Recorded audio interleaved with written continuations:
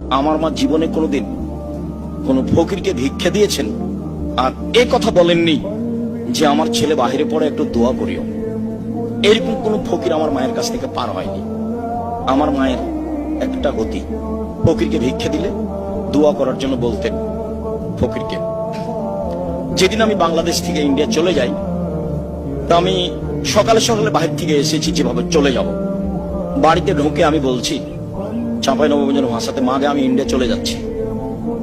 তো আমার মায়ের হাতে আঠা লেগে আছে, চুলায় পাতিল আছে, তাতে তো ভাত রান্না হচ্ছে, কেন আমার মায়ের হাতে আঠা লেগে আছে এটা আমার জানা নেই। আমার মা আমাকে বলছে যাস না, পুলিশে ধরে মারবে। তা আমি বললাম না, আমি চলে গেলাম। তা আমার মা চুলার পাশ থেকে উঠে আমার পিছে পিছে হাঁটতে লাগলেন। এক পর্যায়ে যখন বুঝলেন যে আমি ফিরে আসবো না, বেশ কিছু পথ আমার মা আমার পিছে পিছে হাঁটলেন।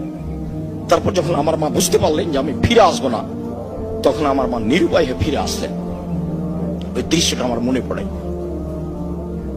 আমার মায়ের একটা কাজ আপনাকে স্মরণ করালাম, সেটা হলো এই, ফকিরকে ভিক্ষা দিলে আমার মা ফকিরকে দোয়া করার জন্য বলতেন।